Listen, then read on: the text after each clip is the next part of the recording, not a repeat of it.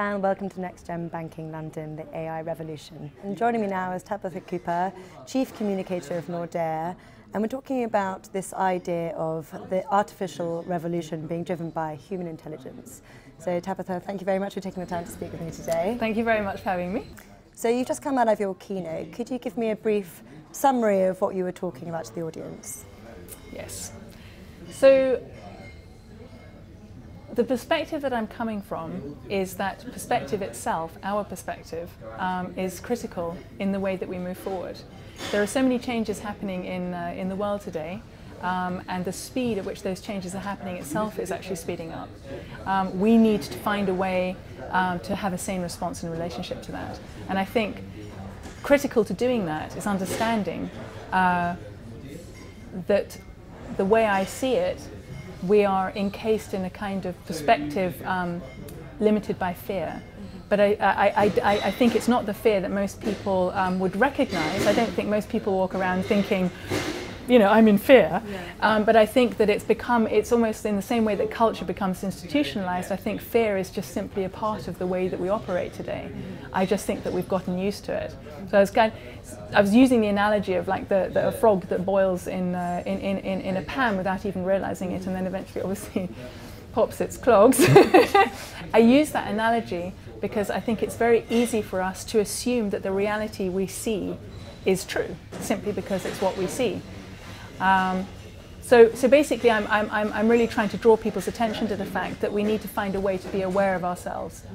We need to find a way to start questioning who we are, daring to ask that question as human beings, to make sure that we don't create the very things that we fear in a dystopian future. So the idea of fear is something very important moving forward. And listening to your panel, you said the emotions are the new black. Can you tell me what do you mean by that? That's just me making a sort of rather bold statement, simply as kind of to be funny, but I think really to say to the corporate community, whether that's financial services or just corporates generally, that it's okay to have emotions, because it struck me in the last 18 years of working in big corporate companies that this is the one thing that apparently is not okay. Yeah. That actually if you have emotions in the workplace, it's not professional, that somehow being professional is something rather stiff and not really human, almost robotic actually. And when we talk about AI, obviously that's a little bit ironic. So I think I'm saying emotions are the new black because I'm just, I'm trying to make it a funny thing, but I'm also making a serious point, which is it's actually, hey, it's okay to feel, it's okay to be vulnerable, it's okay not to know, right?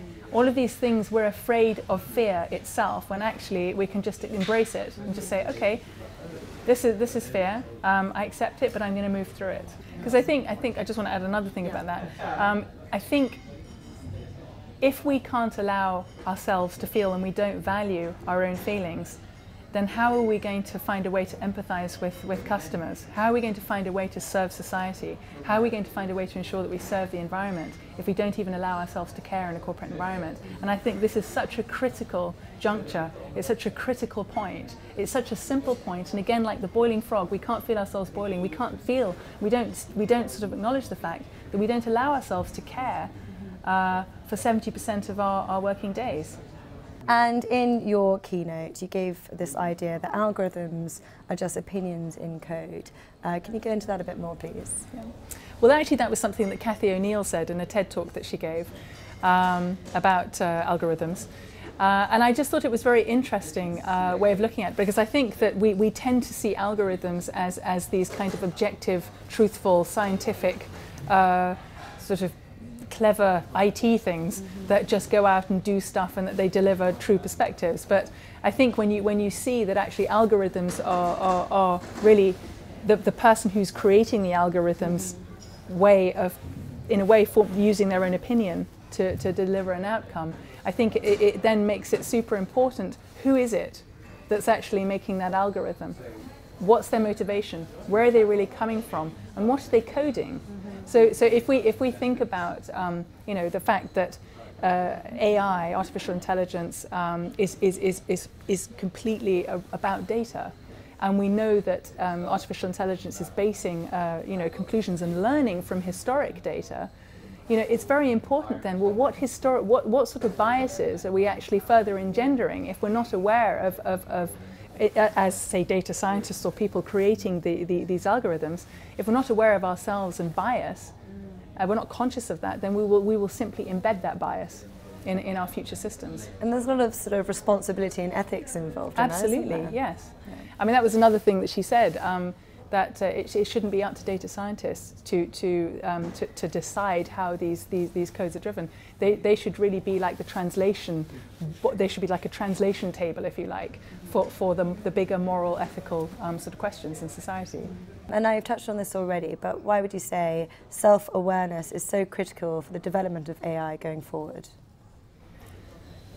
Because I don't know who said it, but somebody said that we often end up creating what we fear most.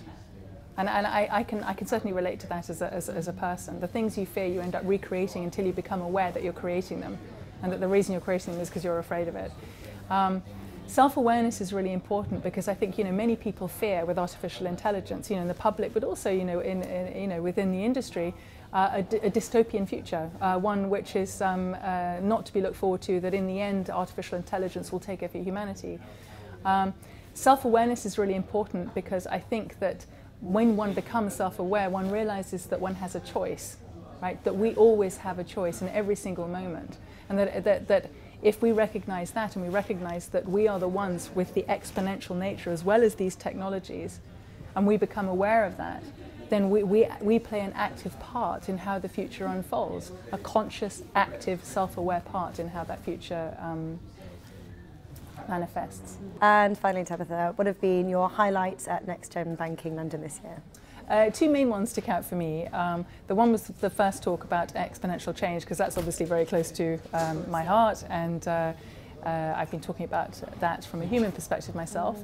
But I think also the talk given about how artificial intelligence is being used at ING. The reason why I think I liked that was because it had humour, it had humanity. I felt like clearly whatever's going on there, they get it. They get that AI is in service to humanity and not the other way around. So that was one of my favourite talks. Fantastic. Well, Tabitha, this has been really interesting. Thank you very much. Thanks. And thank you for watching.